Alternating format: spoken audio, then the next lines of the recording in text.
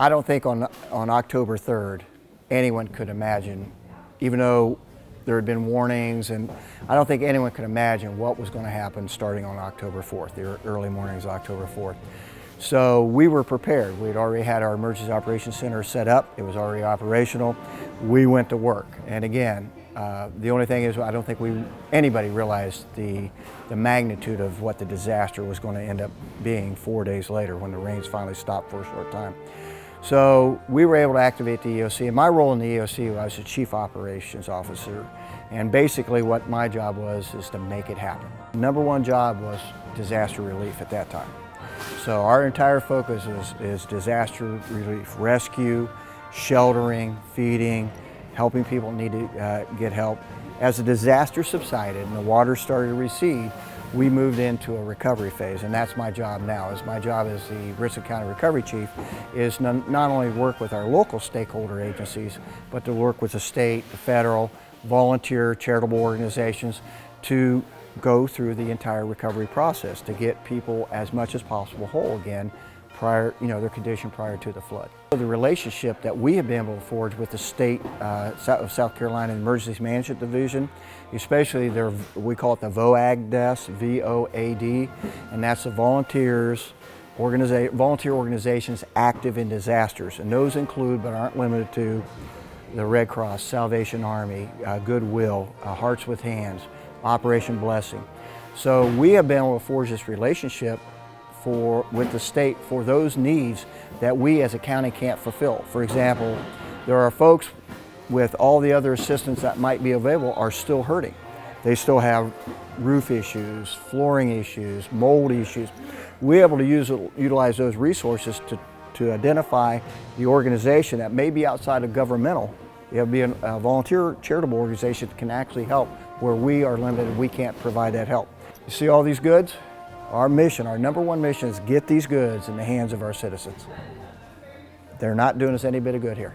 So our entire focus is to work ourselves out of business, is get these goods to the citizens that are in need. And that's where we're going to be focused. We've actually received donations from a variety of places since this started. In the beginning of what we were doing, we received obviously bigger loads that came from places like the YMCA in North Carolina and other nonprofit and 501c3 type organizations. We've seen now that the trend has changed more so from having the larger donations from bigger places out of state to more of a centralized effort here from general citizens, local businesses, things like that. So we've seen that the actual volume may have gone down, but the amount of traffic seems to be constant. Goods come in no way, shape, or form any type of an order. What we have here now is a group of volunteers headed up by Ms. Charlotte Simons, who's our warehouse manager, that actually has to go through every item that comes into the warehouse, ensure that there are no dented cans, ensure that they're within dates that we can safely distribute. We organize those into care packages that are then distributed out to our distribution sites throughout the county, particularly the lower Richland area. And we have volunteers that unload the truck, and then we inventory what it is. And we keep a tracking record. Then we place it in its potential spot. If it's a house good, it goes in this area. If it's food, it goes in this area. If it's diapers, it goes in this area. And then we sort. And there are different organizations that, offer their time. We have various churches from the community that will come out on Saturdays, girls clubs, United Way, they send volunteers, USC, Hearts Helping Hands, that's another organization that will call and, send people out to volunteer. And of course, my students' elevations. We'll never turn away somebody that's trying to help.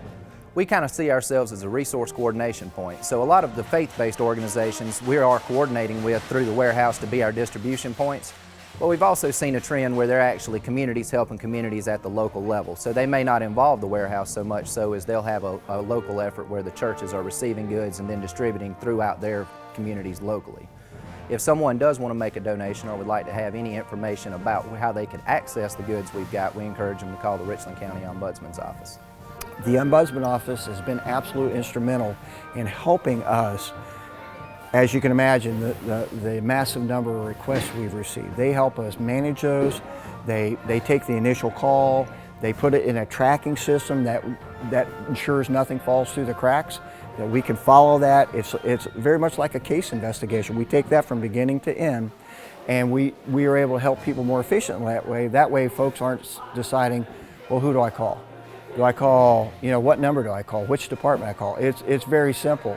You call 929-6000.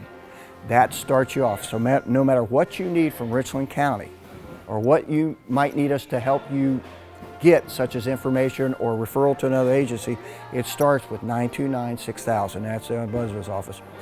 I am so proud of our partnership and relationship with the Ombudsman's office. They have done such a fantastic job to help us help other people.